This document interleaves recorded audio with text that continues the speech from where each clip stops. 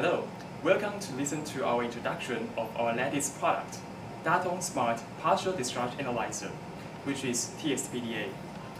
Okay, so as you can see, this is our product. And in the front panel, we can see there's a IFA, IFB, and IFC, and IFBase. These are the connectors that we can connect to the oscilloscope. And also, we obtain the AE sensor from A1 to A3. And on the right side, on left side, we can see there's a system status. Okay, in the system status, we can see the setting, run, calibration, test, alarm, not charge, no card, protect, exercise. So these are the models that we can choose in order or depends on what kind of a situation you are in. And also, there's a dead time that we can select AE, T1, RF, and T2 and SD. Okay, and also the buttons downstairs will be alert, alt, and down, and also enter, and also the model and the left and right buttons. And also we obtain the SD card to record the alarming signals and into the text message. And also you can open it by using the Excel. And also from the right side of this product, as we can see, there's a AE sensor to A3 also, and these are the IF1 and IFB and IFC, and also we have the IFBase. Okay, this IF connector is mainly connect to the cables of the transformers, which connects to the RST items. And this AE is mainly using to positioning and to find which the location does it of the partial discharge. And IFBase, it can connect to the IFBase on the ground. And also inside of this product, we have the sparkling detector, which can shut down the impulse signals from outside, and then to start for 10 milliseconds, and then to initiate it afterwards. Okay, so this is the brief introduction of all these product functions. Thank you.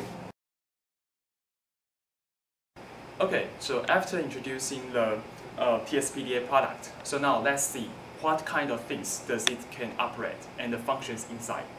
Okay, the first one, I would like to introduce the trigger point number setting.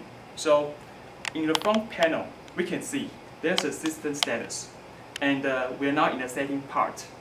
So it will start from the F11.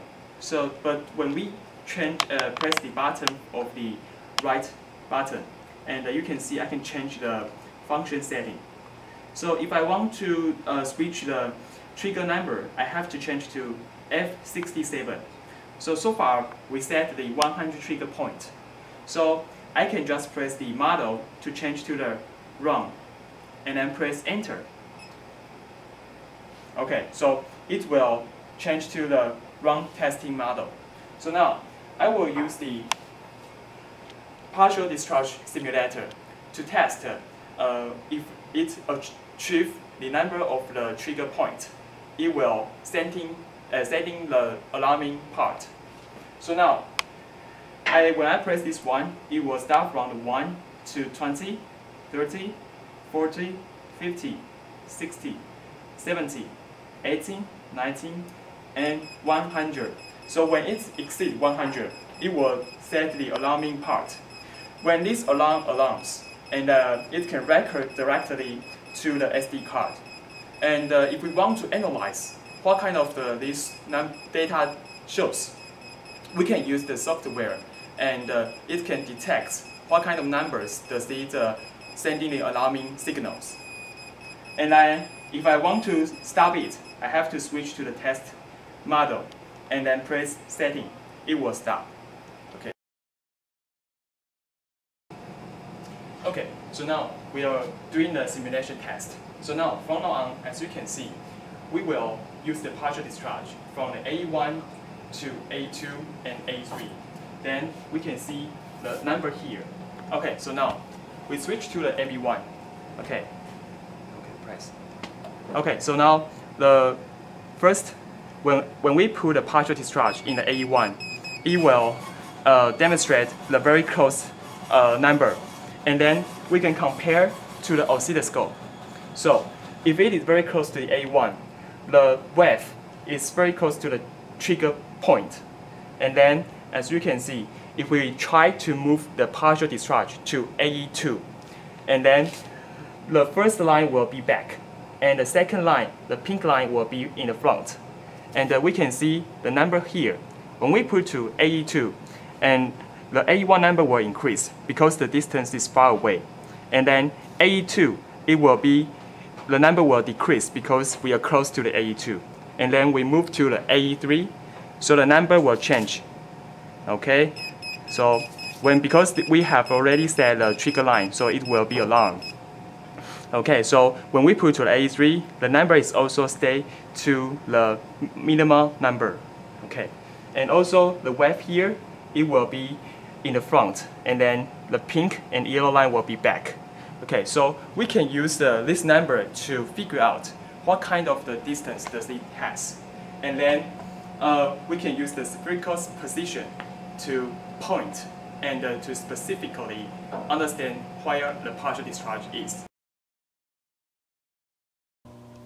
Now, what can TSPDA help you during the transformers period? Okay, so first, now let us see. There's a bathtub curve here, and there's a failure stages. First one is the initial failure, and occasional failure, and severe failure.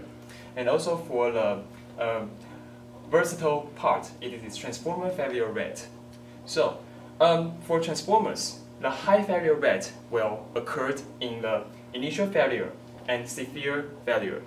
So why does the transformer has the very high failure rate in these two periods? Okay, first, because transformer, when they come out and they go to the client's industry, they have to integrate with their system. So in this part, the operation load will be higher. And also, when it comes to the severe failure, the insulation of the transformer is going to degradation and deterioration. Therefore, in these two parts, they will have a very high failure rate. So, what can TSPDA help you in these two parts? Okay, first, we can provide the constant monitoring system. So, if there's a very significant or abnormal signals come out, we can use this TSPDA to give you the feedback so that you can do the time-based maintenance periodically. And also, you can use this one to cost down the maintenance cost.